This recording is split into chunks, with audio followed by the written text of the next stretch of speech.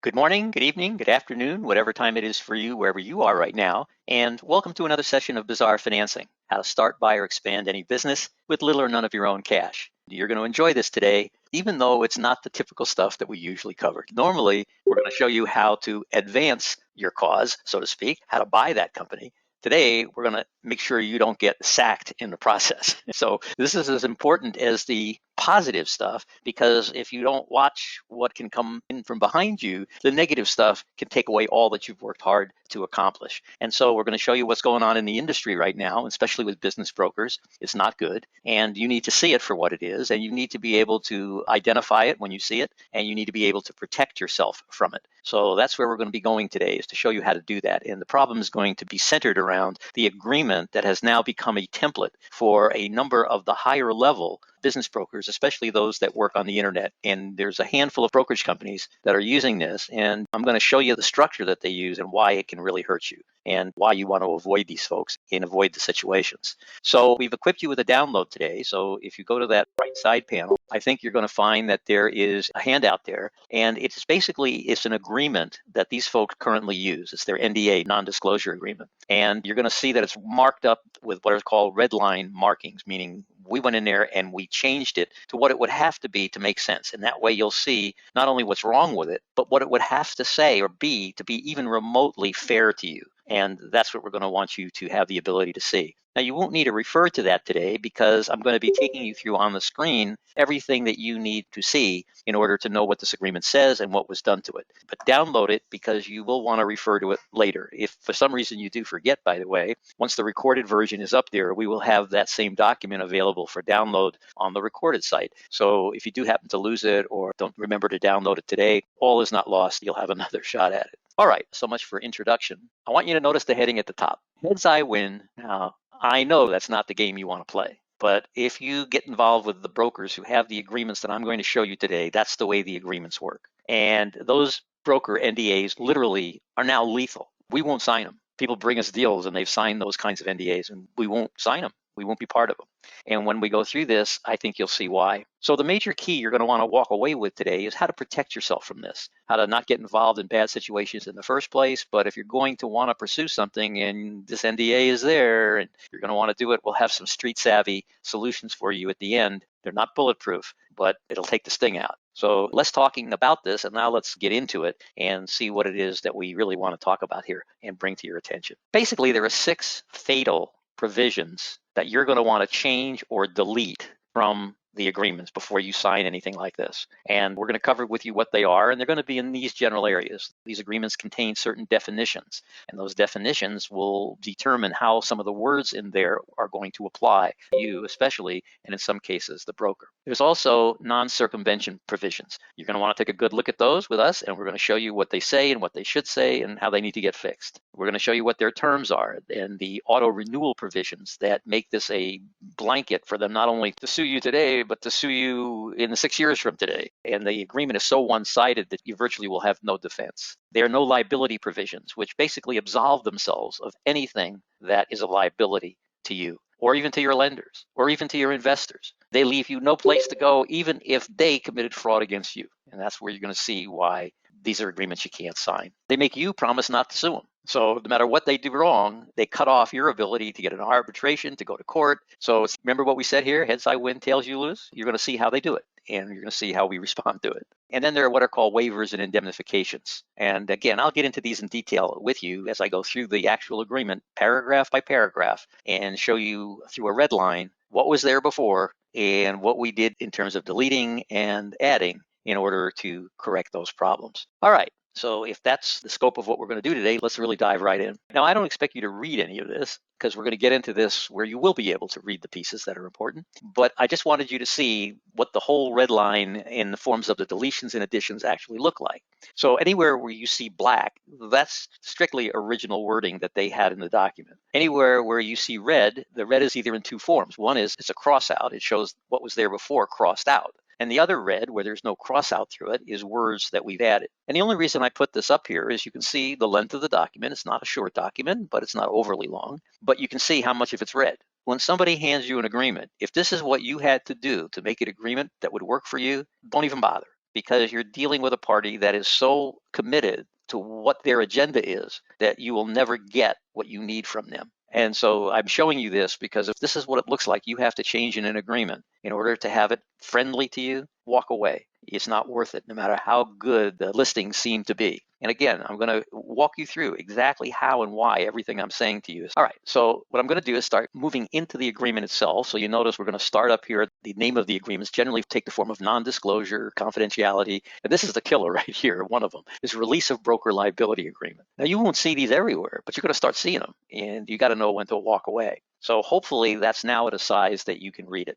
And I'm going to go through it with you, literally line by line, and help to make sure that there's nothing about this that you don't understand. Let's start right out with the simple statement that this non-disclosure, confidentiality, and release of broker liability agreement, the agreement, is executed by and between, and you notice we cross something out here, the individual or entity stated on the last page. It's your company name that's going to be on the last page. Whoever your company is or you personally, one of the two, either the individual or entity that is stated on the last page. All right, now I'm spending a little time here because we want to start right out by restricting this agreement the way it should be restricted. You don't want to personally be responsible for the things you do in business. Your business should be responsible. And so what we want to do is eliminate the word individual and make sure that the agreement is clear that it's the entity that's stated on the last page, your business, that is signing this document, including, and here's where they get very expansive, including its affiliates, owners, directors, officers, employees, and any entity, and then we added created or, but any entity used by them, and then we added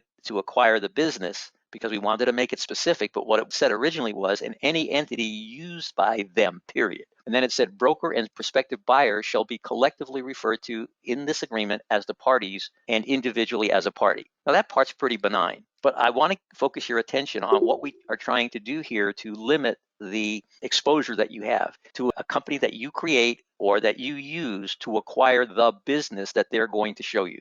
Business, not many businesses, the business. And you'll see why we want to restrict it to only one business that they're going to show you. And you'll see why as we get to other paragraphs later on. So hopefully there's not a lot of questions here. This paragraph is relatively benign. All we've done so far is remove from here the word individual. And when we get to the street savvy ways that we can, with this letter, even though it's not a good idea, you'll see why we did what we did here. So that's the initial part of the restriction. So let's start moving down the document. Remember we talked about definitions. One of the definitions is their definition of business, okay? How do they define business? I'm going to try and read this as they wrote it, okay? They wrote it where everything crossed out there is what they had originally in there. Business shall collectively mean A, the business identified on the last page of this agreement, that's the company they're showing you, and all other business opportunities provided by the broker. The parties agree that this agreement is blanket in nature, meaning that this agreement shall be used for convenience by the parties so that a new agreement isn't necessary to be signed for each business presented to the prospective buyer. Sounds benign enough, but it's not, and I'll explain why in a moment. By broker. This agreement shall specifically apply to all business opportunities discussed by and between the parties at any point after the execution of this agreement to the fullest extent permitted by law. Prospective buyer agrees to be bound to the terms and conditions of this agreement as it relates to the business noted below and all other business opportunities submitted to prospective buyer by broker. So here's what that means. That whole stuff that we have crossed out means you're going to look at this one business, which maybe is the reason why you went there. But it just means they can start showing you business after business after business. And there may not be businesses that you want to have associated or affiliated with them. There may be businesses that you know about on your own that you don't want to go through them to buy them. You may know that their listing is going to expire in the next 2 or 3 months at the most, and that when the listing expires, you want to be free to go to them. So you don't want them with a blanket ability to be able to present any business they want to show to you, and then forever you're bound by this terrible agreement with respect to that company. And the disarming words here are for your convenience, has nothing to do with it. It's to lock you in to this long-term, literally draconian agreement. And that's why if we were going to sign it, that all has to go. And the only thing we would sign is business shall mean the business identified on the last page of this agreement, period. Okay, that's all we want this to apply to. So hopefully you get the sense of that. Now, the next paragraph, I'm going to read it through with you, even though we only added some words, crossed out some words down the bottom here. But I still want you to get a sense of this. Now, again, this isn't one of the critical paragraphs, but it's important that you know what's in here. Confidential information. Remember, we're in definitions. Shall mean any materials and information disclosing party provides to receiving party, either orally or in writing. And by the way, that sounds pretty fair, right? If any information disclosing party provides to the receiving party, so then in your mind, that works either way, right? If you're disclosing stuff to them, then you're the disclosing party. If they're disclosing stuff to you, then you're the receiving party, okay? Either orally or in writing, and whether marked as confidential or not, and which under the circumstances surrounding the disclosure ought to be treated as confidential. Can you see how that's an invitation to a lawsuit? That is the loosest goosiest description of confidential information. The guy could have told you his mother's name, and in their view, that's confidential information. It is so overly broad. Confidential information shall specifically include, but shall not be limited to, intellectual property, discoveries, ideas, concepts, know-how, techniques, design, specifications, software, programming, code, drawing samples, data programs, disks, marketing and operation plans, customer names and information, policies and practices, sales and information, and financial information, business information, and information received from third parties that disclosing party is obligated to treat confidential, tax returns and financial statements, merchant accounts information, accounts receivable, and payable. Disclosing party products and services, sales strategies, personnel information, budget, proposed capital expenditures, lease information, and all the contractual relationships with vendors. They didn't leave a lot out of there, okay? And anything they did, they covered with the broader language above. Now, here's where it starts to get interesting. Confidential information shall not include any materials or information which the receiving party shows, which you have to prove it, is at the time of the disclosure generally known by or available to the public or became known or available thereafter through no fault of the receiving party. Pretty standard thing in a non-disclosure. Is legally known by the receiving party at the time of disclosure, but you got to prove it. Is furnished by the disclosing party to third parties without restriction, and then is furnished to the receiving party by a third party by the receiving party without use of the reference or reference to the confidential information. All right, that's not much different, by the way, than standard language for a non-disclosure, except for the fact that there's a whole bunch of stuff that I raced through up there that generally, in many cases, is not considered confidential information. And if you go through that yourself, you'll start to recognize those ones that aren't. But now we get to some things that we had to change here. And here's where the agreement starts to get very one-sided. The definition of a disclosing party. Okay, up to now, you would believe that it's mutual, right? Because if you're the receiver or you're the discloser, either party could be either one. That's what it sounds like. But here's where they define disclosing party. Disclosing party is the party disclosing the confidential information. All right, that sounds reasonable enough. But the parties herein agree that the disclosing party, skip all the red stuff, is both the broker on behalf of its client who has provided the confidential information, as well as the client of the broker that owns and has entered into the listing or similar agreement with broker to sell the business. The business owner is a third-party beneficiary of this agreement. Now, what does that say? Take the red stuff out. Okay, what it says is you are not a disclosing party ever. You have no protection for your confidential information. The only party who can be a discloser by definition in this agreement is either the broker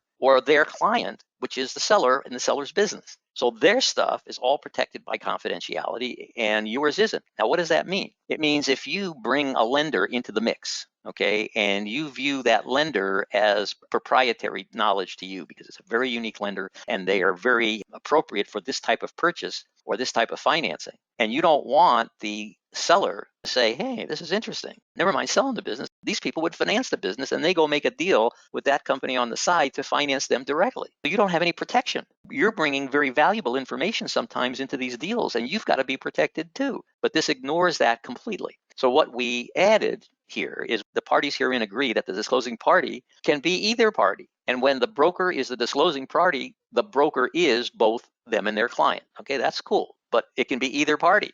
Without that, you have no protection. And then when we go down to the next one, it defines receiving party. Receiving party is the party receiving confidential information. Okay, either party can be the receiving party. You got to add that because otherwise you do not allow yourself to be protected by this agreement. So it's really important that you see the subtleties of what's going on there. All right, next item here is use of confidential information. Remember, first we're going to read it only with what they had here. Use of confidential information. Receiving party shall only use the confidential information. Now, who's the receiving party? It'll only be you. Shall only use the confidential information for purposes of analyzing the business for purpose.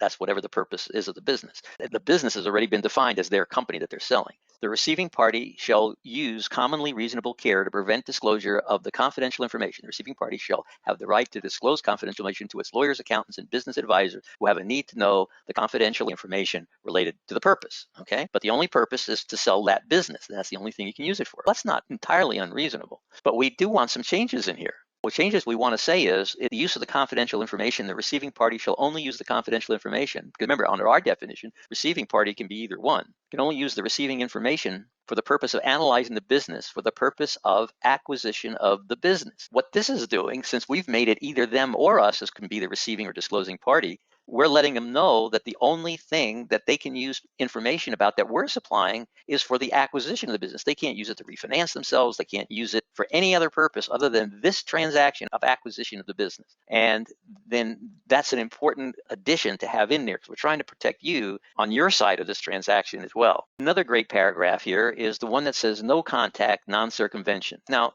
we see these types of paragraphs in a lot of business broker agreements because it's really important to the business broker that you don't circumvent them, that you don't go directly to the seller and try to make a deal with him behind them. And sellers are sometimes anxious to do that because they don't like paying that broker's fee. This is not an unusual paragraph to have in here, but what they did to it is unusual and draconian. So let's start with what it says, the way they wrote it. Okay, the prospective buyer will not contact the business owner or its employees, customers or suppliers or agents for any reason without the prior written consent of broker. See that all the time. All contacts with the business owner or such other parties will be made through or by broker unless otherwise agreed by broker in writing. See it all the time. Business owners' employees may not be aware of the sale of the business. Thus, prospective buyer agrees not to disclose to business owners' employees that the business is for sale, nor identify that prospective buyer is a possible purchaser of the business. Prospective buyer shall not circumvent or interfere with the broker's contract or relationship with the business and its ownership in any way, and agrees that if it does so interfere with the broker's contract rights, and then I'm going to read it to you the way they wrote it, receiving party shall be personally liable to broker for payment of its damages. Prospective buyer understands that should it become a manager or otherwise connected with the business,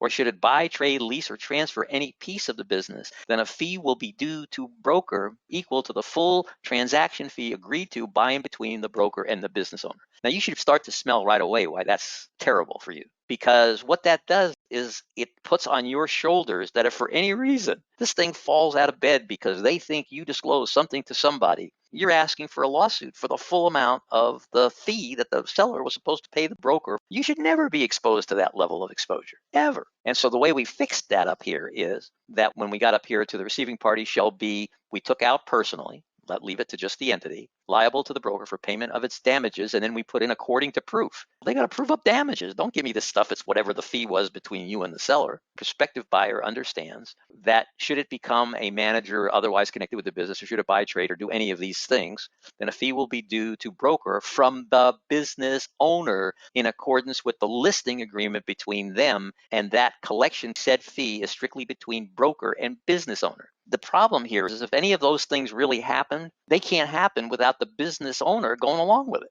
okay? And if the business owner is going along with it, why should you be responsible for their contract with their broker? They're responsible. The contract's between them. This agreement's trying to put you between them and the party that they have this contract with, which is totally unacceptable. You are not the policeman here. You are not the party that's supposed to be in front of their own client. Their own client is supposed to be responsible to them, and they're responsible for not doing anything with respect to the agreement that would hurt their broker. Let's keep going on here because we added some more stuff here. Broker will not contact, they didn't have this. So what we're telling them is the broker will not contact any party introduced to broker or business owner by the prospective buyer. Not your investors, not your lenders, not your financiers, not your employees, not your anybody. It's buying syndicate members, employees, clients, investors, lenders, appraisers, or agents for any reason without the prior written consent of the prospective buyer. So now we're getting some protection for you. The exception being if the broker has a pre-existing and continuing relationship with said party, then they could contact them, but not if they didn't know them before you brought them in here. In the event of said pre-existing and continuing relationship, all contact with said pre-existing and continuing relationship pertaining to prospective buyer's purchase of the business must have the prior written consent of the prospective buyer. So we don't care if they knew them before. If they're on your team, they got to contact them for this through you. All contacts with the above referenced parties will be made through or by prospective buyer unless otherwise agreed to by prospective buyer in writing. Broker shall not circumvent or interfere with prospective buyer's contract or relationship with the above referenced party in any way, and agrees that if it does so interfere with the prospective buyer's contract rights or relationship, broker shall be liable to prospective buyer for payment of its damages, that's your damages, according to proof. If you're damaged, you got to prove what the damages are. Now you have two paragraphs that are fair. What's good for the goose is good for the gander. What the protection the business and the seller have and the broker, now you have for the same things that are vulnerable to you. So you can see how at least one side of this agreement has been so far, and some of the obligations are draconian. Again, it's just going to keep getting worse, so just hang with me here. All right, it says term, no obligation. But remember, I'm going to read it first as was originally written here. Except as otherwise provided herein, this agreement shall have a term of 2 years from the effective date below the term. And then it says the parties agree that the term shall automatically extend for 2 years each time that information regarding any new business opportunity is provided to the respective buyer. So this is a forever agreement. They just keep presenting stuff to you, and this agreement stays open forever. All right, so you don't want that. In the event prospective buyer breaches this agreement, in addition to its other available remedies at contract or at law, broker shall have the right to immediately terminate this agreement upon notice to the breaching party, which could only be you, upon the earlier of expiration or termination of this agreement, upon decision by the prospective buyer not to pursue further the acquiring of the business, or of request thereof from the broker. Prospective buyer shall destroy, that's you, or return all confidential information. Neither prospective buyer nor the business owner shall have an obligation to commence any transaction in the absence of a definitive written agreement regarding such transaction. All right, so far they just made it protecting them. There's no protection there for you until you go back and look at what we crossed out and what we wrote in. Okay, so the way we have the agreement is it starts the same way,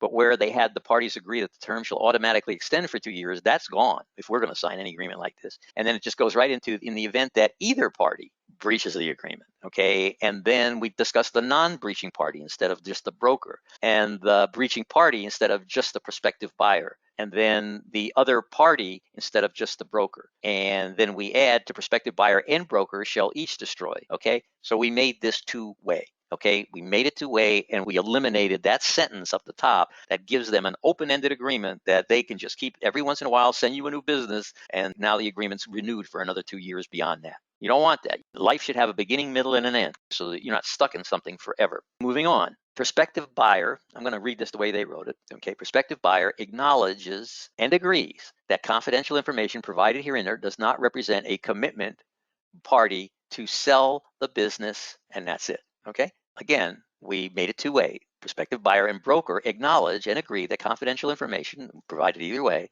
hereunder does not represent a commitment by either party to sell or purchase the business. So now you're protected from this idea that you're there to buy the business, and somehow they're implying you have to buy it. Next, equitable relief. All right, now this paragraph we didn't change, but the parties agree that in the event of a breach or threatened breach of this provisions of this agreement, the affected party shall be entitled to seek injunctive or otherwise equitable relief. Standard in all agreements that I know of for this type of thing. But remember, standard agreement is two-way, but the way they originally before defined everything, this would have only protected them. But now the way we did the paragraphs before, this would now protect you as well as them. And any such relief to you, in this case, would be in addition to and not in lieu of monetary damages. In the event that there is litigation between the prospective buyer and broker, the prevailing party shall be entitled to reasonable attorney's fees and costs. Okay, now so far this is fair, but remember, we have another big paragraph coming yet. I'll just introduce you to it a little bit now. The way that this agreement is sneaky as hell, see, those paragraphs sound like they apply to both of you. But under the original agreement, the only party that can really sue either of them is going to be the broker can sue you,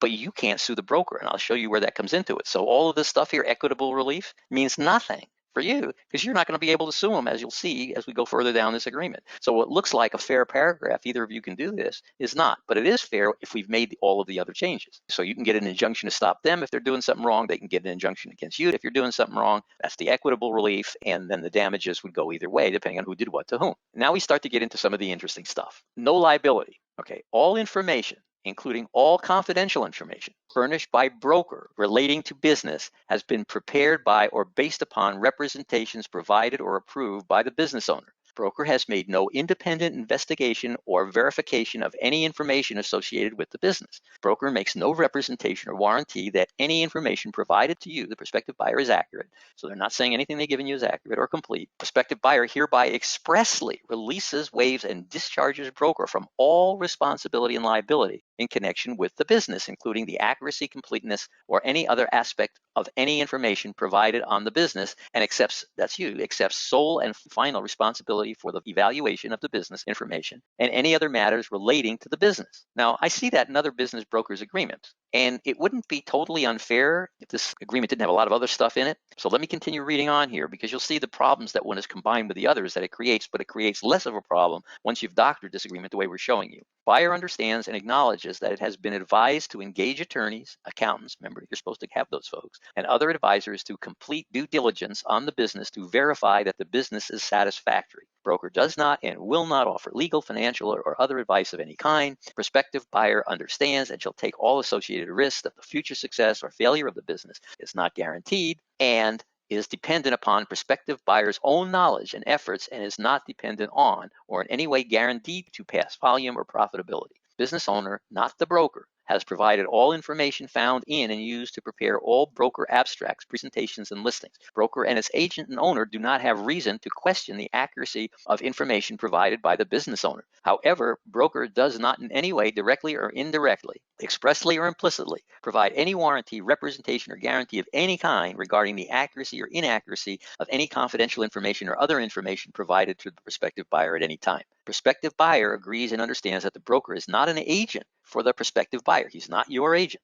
Is an agent for the business owner and has a contract providing for a fee to be paid to broker by the business owner upon the sale or transfer of the business. Prospective buyer understands by signing this agreement that broker does not perform due diligence and will not provide guidance related to information provided by the business owner during due diligence or at any other time. Any valuation provided on the business with the assistance of professionals chosen by the prospective buyer to value the value of the business, okay? All right, now forget what we put in here for a moment because we're just reading this through the way they wrote it. Prospective buyer hereby agrees, and this is where it is an absolute killer for you. Prospective buyer hereby agrees to defend, hold harmless, and engage the broker and its agents, owners, brokers, and employees to the fullest extent allowed by law for, from, and against any and all claims, losses, liabilities, expenses, or damages, including but not limited to the reimbursement of attorney's fees, court costs, or arbitration costs, and any and all expenses to which the broker may become subject under any theory of liability whatsoever, relating in any way to the use of any confidential information or any other information provided to prospective buyer as it relates to the business and or the purpose, the acquisition of the business, this agreement, the business performance before or after the close, and the transaction involving the purchase of the business. Prospective buyers' indemnification obligations under this section shall survive the termination of this agreement. Well, that's pretty onerous because they're supplying you with information. Now they say, we're just the agent of this seller. If he lies to us, we're not in a position to do any due diligence. That's your problem as the buyer. So it's like buyer beware. Well, that's okay under some circumstances. What happens if the broker and the seller kind of talk things out? And the seller knows that this thing is not clean. And the seller knows that the information that he has been overstated for income and profit. Does that mean they aren't liable? It is if you read later on in this agreement. So we got to start putting some frames around this that start to look at the possibilities of what can happen where you have a broker who's going to be absolving themselves for everything, and yet they're going to be driving this train. So let's go back up to the top and let's just take a quick look at what we changed. I'm not going to reread this because it's a long paragraph, but what we did change up here was all information, including all confidential information furnished by broker relating to business, has been prepared, and we wanted to just be real specific about that for the beginning of this. And then we come down to what did we add? Both prospective buyer and broker agree that broker is contracted with the business owner and is operating solely as the business owner's agent, and that all acts by broker pursuing to its contract with business owner, broker shall look only to business owner to defend and hold harmless. So we took us out of the hold them harmless equation, because what does hold them harmless mean? It means even if they did something wrong by the wording here, you have to defend them. You have to pay their defense expenses. And it gets more onerous again as you go on through the contract. But even by their absolving themselves of any responsibility, even if they commit a fraud on you, you're going to see when we get later, they expect you through this agreement to have to step in and defend them. Hold them harmless, which means if somebody gets a judgment against them, your lender gets a judgment against them because they really screwed the pooch here, and the judgment is from your lender against them, you got to come in and pay off the lender, not them. Pretty harsh, huh? You can't agree to things like that, folks. It's too much exposure. All right, let's continue to move on here. All right, then down the end here, we took out their sentence, which said prospective buyers' indemnification obligations under this section shall survive the termination of this agreement. No, there aren't any. Sorry, Toots. We're not going to agree to that, not only during the agreement or after the agreement. We're not agreeing to it, period. And here's one of the great ones. I love this. Okay. Promise not to sue, duty to defend. Both parties acknowledge and agree that broker has an obligation and a duty to act on behalf of and be subject to the control of the principal, act within the scope of authority or power delegated by the principal, discharge his or her duties with appropriate care and diligence, and avoid conflict of interest between his or her or its personal interest and the interest of the principal. I don't have a problem with that definition, unless you're going to try and put a burden on me because of what you just said there. So now here it comes. Prospective buyer, I'm going to read it the way they wrote it. Prospective buyer agrees and acknowledges that broker is willing to conduct business with prospective buyer and accordingly provide information on the business only under the guarantee and strict acknowledgement by prospective buyer, which it does so guarantee and strictly acknowledge by signing this agreement, that the business owner and or the broker, all information received on the business and the acquisition of the business is solely at prospective buyer's own risk, which it freely and knowingly assumes therefore. Prospective buyer hereby promises not to initiate any proceeding defined below for any damages caused by or associated with this agreement, the business, the performance of the business, and any information provided with respect to the business. Prospective buyer at any time initiate a cause of action, litigation, arbitration, or any other proceeding or action of any kind herein a proceeding against broker and or broker's agents, owners, brokers, or employees that requires broker and any of its agents, owners, brokers, or employees to spend money to defend against the proceedings and or engage legal or other professional counsel to defend itself and or themselves, then such proceeding is considered a breach of this agreement. Prospective buyer agrees to not only hold harmless, release, defend, and indemnify broker and its agents, owners, and brokers and employees for all associated costs and expenses outlined herein, but also agrees that it has a duty to defend and pay all proceeding expenses as they are incurred. So it's not at the end of the deal to see who won or lost. You got to pay their way all the way. Proceeding expenses shall include, but not be limited to, all costs, expenses, charges, damages, awards, settlements, liabilities, fines, penalties, statutory obligations, professional fees, retainers, legal payments, witness fees, travel expenses, and other expenses of whatever nature or kind associated with a proceeding and the preparation of a proceeding by broker and its legal team, including witnesses, including but not limited to the costs associated with attending, reviewing documentation for, or in any way dealing with mediations, depositions, discovery matters, attending meetings or conferences, attending court or arbitration, responding to discovery, preparing a defense, and all other costs or expenses that in any way whatsoever result from the proceeding and responding to it, including all costs to file counter proceedings against prospective buyer due to its breach of this agreement. In filing the proceeding, prospective buyer will, upon request by broker, make expense advances to broker and all proceeding expenses that broker incurs before the final deposition of the relevant proceeding. Expense advances may include anticipated expenses of whatever nature in any way necessary to prepare for the proceeding. In other words, they want a blank check and they want you to pay them in advance. Now, you don't see that level of wording in a divorce settlement. You want to get divorced from a wife, all right? Guy wants to get divorced, and they may find that they have to pay for the proceedings of the wife because the husband is assumed to have control of all of their assets. And in order for the wife to be able to defend herself, in order to be able to present her case in court, they have to be able to get at the couple's estate assets in order to do it. So there, in a divorce, you'll see wording similar to that, but not that bad.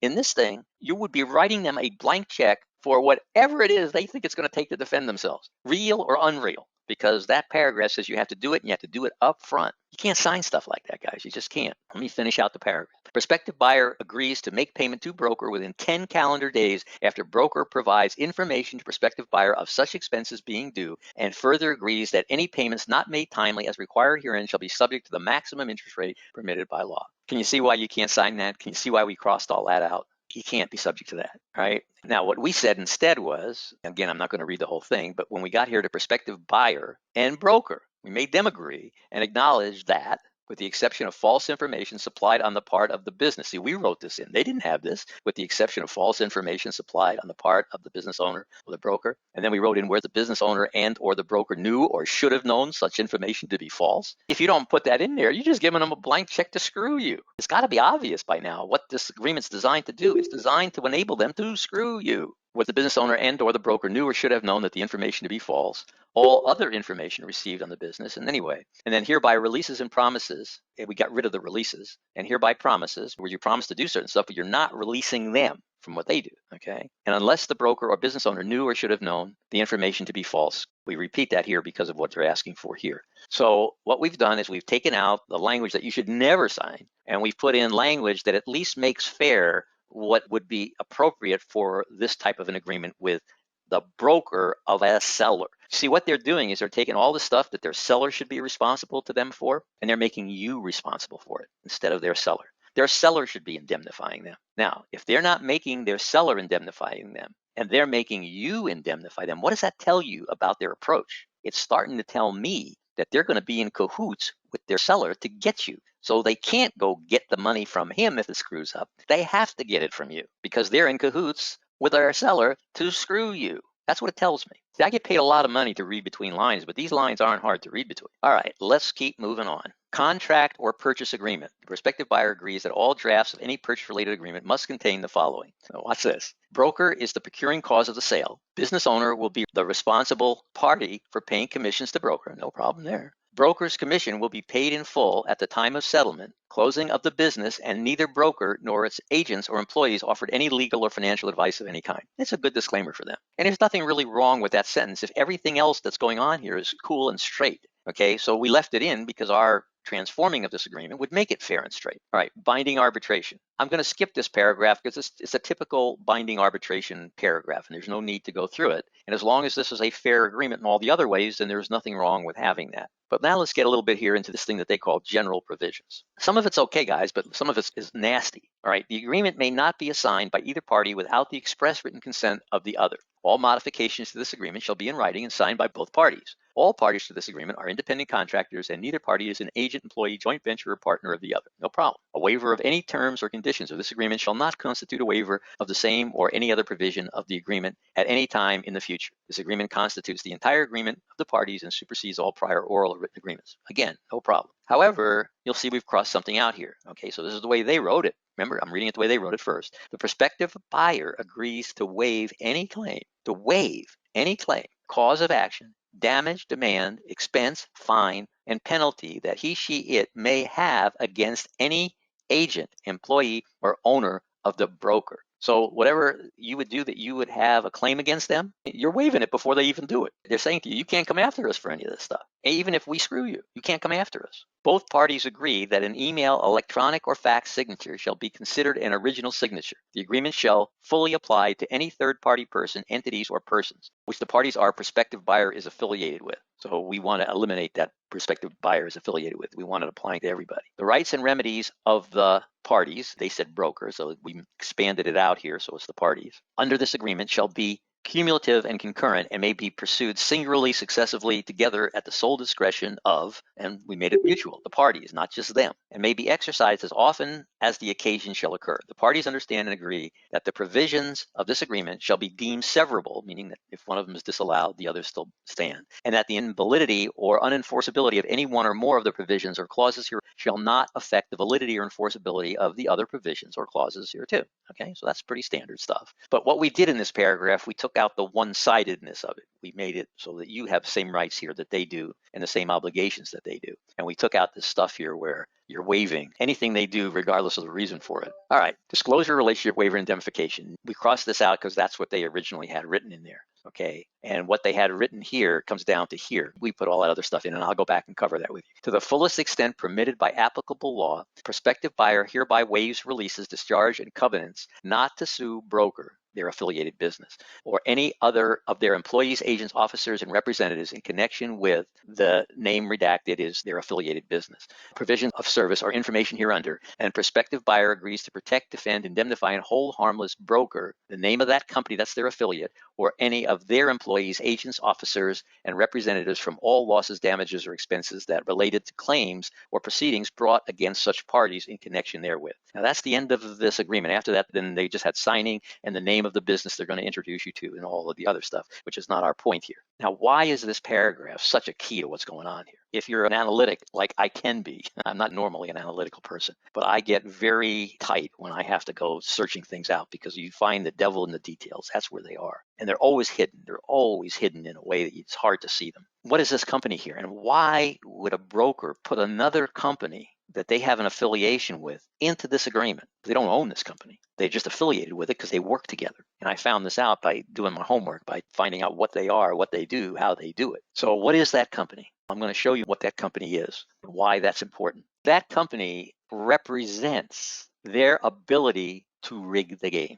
Some people call this packaging a company for sale. So let's go through just briefly the services of this company that they're applying all this stuff that you can't sue them either. You can't claim against them anything. And it doesn't matter what they did wrong or what they do. It doesn't matter. So why would this company be included in this agreement? Remember who's in this agreement. They're protecting the seller. They're protecting the seller's business. They're protecting them as the broker, and they're protecting this company. So what does this company do that they would want to protect them? Let's start with the heading. Accounting and tax experts. So this is part of them telling us without looking at their name what they do. CPAs, MBAs, EAs, which are low-level accountants, and successful business owners. That's who they're saying they are, and that they're accounting and tax experts. And what do? There's only two here that I'm really concerned about. One is accounting and bookkeeping, and the other is called catch-up services. And if you read catch-up services, what they say is small business owners are notoriously bad at keeping books and records, and your records are probably a mess. We'll come in and reconstruct your records for you going back 2 and 3 years. We'll look at your tax returns, and if they require amending, we'll amend the tax returns. And so what they're going to do with the catch-up services is they're going to package the business. They're going to go back in there and adjust the bookkeeping of that company to where it reflects a higher level of profitability than it does. They're going to amend some tax returns that maybe can be restated in a different way that lets them show these extra profits without having to pay some tax on them. And they've got the bookkeeping and accounting capacities to go do all this. And with this company's help packaging the company,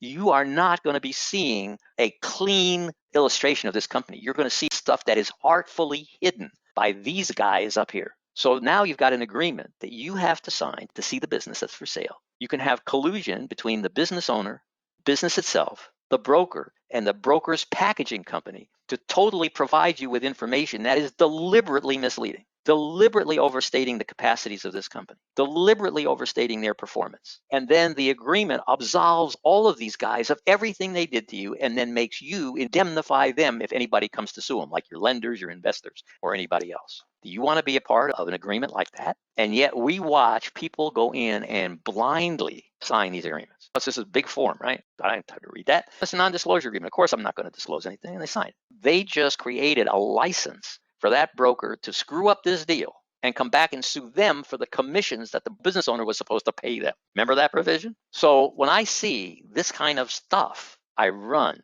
as fast as I can. I don't care if that broker has the best listings in town because I'm buying a lawsuit. I'm buying a problem. If it all worked out fine, I'd be shocked. And the only reason a company would go to this draconian an agreement is if they've already had problems of being sued and having problems that they realize if we don't protect our butt, we can't be in this business because we're going to be screwing the buyer. And if we don't get protection in our agreement, we can't make money. That's how bad this is. Now, let me take this one more step here. We're getting back to the heads I win, tails you lose agreement, not the game you want to play. And let's look at the business broker's NDA, which is now lethal, and you see the lethality of it. But let's say you're crazy enough to still want to do business with these people. There is a street savvy workaround, but it's going to force you to be as unsavory as they are to deal with them. And here's the workaround. Set up 2 SPEs, special purpose entities, special purpose entity 1 and special purpose entity 2, so that these entities are either corporations or LLCs, and they're protected by the various laws that protect them so that they're only responsible for what they do as an entity, but the owners and the employees and everybody that works within those companies are not liable because the shell protects them legally. All right, so you set up 2 of them. You own SPE 1,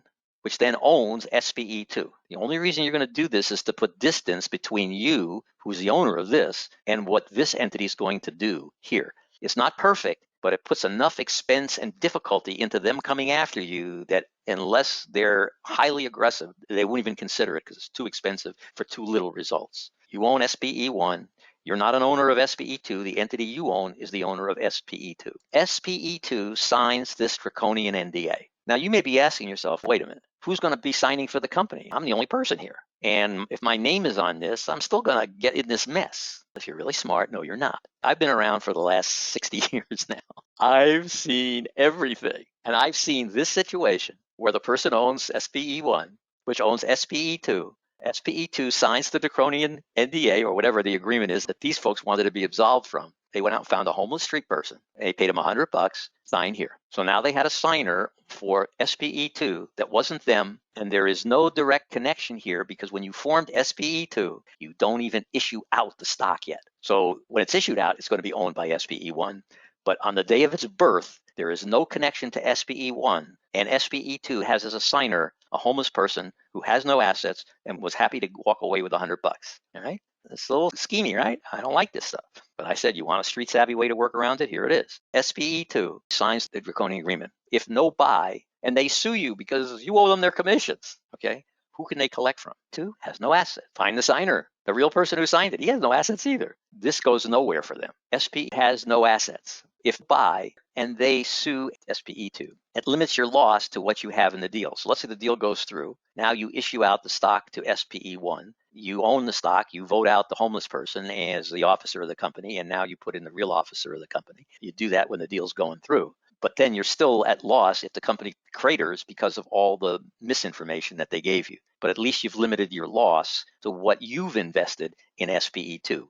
If they push through to get back to SPE1 and they push through further to get to you, it's a long road, years down the road for them to get to that, very expensive for them. The likelihood is they'll be cut off at the pass. Now, it's not bulletproof, but it reduces most of the sting. And I've seen people at least take these kinds of approaches. My goal here is to show you the good, the bad, and the ugly, all right? You're going to make the decisions for your own life. I don't recommend this. I recommend walking away from all of this when you see an agreement like that, because you can't win, really. People make these kind of agreements for a reason. Nobody makes that kind of a draconian agreement for no reason. And the reason is they know the exposure that they're facing. They know the collusions they've got in place. They know how they're going to mislead you. They know how they're going to get you to pay an exorbitant price for this company. They know all that because they've planned it. And they wrote an agreement which they feel is going to absolve them of any responsibility. And worse yet, when it all comes down, when the brown stuff hits the fan, they're going to make you pay for their defense. They're going to make you pay for whatever they have to pay out in settlements, all through the clauses and provisions of the agreement as I've just explained it to you. So in my world, I wouldn't even take the time to rewrite the agreement so that it does what we have it doing. I did that because I wanted you to see what would have to happen to this agreement in order to make it friendly to both sides and to get it to where at least it's a reasonable agreement. But if you see an agreement like that, please know that there's something going on behind the curtain that they won't let you see, that if you saw it, you would run like hell. So let what you can see, which is the very offer to you of this type of an agreement, let you know that there's stuff going on that you don't want any part of. So that's the lesson for today. And let's just see if you have any questions. If you have any questions, please feel free to write them into the question box. All right, I see some questions. Let's start taking them. Hi, Gordon. The last webinar recording on the Learning Portal were back in March. Could you please look into that for me? Okay. Yeah, I will look at that. They should be up there by now. Let's suppose you find a business that you know it's been represented by a broker and you'd like the biz. You meet the broker, but they will not budge on the contract details. What do you do then? Do you walk away? Do you wait until their contract with their seller is terminated? All good questions, by the way. I would like to know how you position yourself in this case. Thank you. There's got to be hundreds and hundreds of businesses out there that are for sale. So the question that I would ask you, even if the company you're looking at looks good, you cannot see under their curtain. That's why they have this agreement. So why waste time focused on this? And just because you met the broker and he's a good con person, or you met the seller and they're a good con person, and you met their packaging company, you don't usually meet them. They work behind the scenes. And you think all these guys are cool. Ask yourself, why do they have this crazy agreement? Why won't they budge on it? What do they see that I don't see? And if you find yourself asking that question, your gut, your subconscious should be telling you something's wrong here. Okay, I walk away. I just don't have time for that stuff. We got another question here. I once had a broker tell me that the agreement was standard. No, that is not a standard agreement. That is a draconian, one-sided agreement at the far reaches of anything I've seen. Now, some brokers do have standard agreements that are pretty strong. But if you see that they're protecting themselves to where if they committed a fraud, you still have to pay for them. Ask yourself that question. Why would they put that into the agreement? All right, that's it. There are no more other questions there. So I want to thank everybody for their enthusiastic presence here today. And hopefully you learned something about keeping yourself out of trouble. Let's look for those better deals. Let's apply the talent we have and the techniques that we've learned here, and let's go get them, folks. That's it for today. And I thank you for being here and look forward to the next time we get together.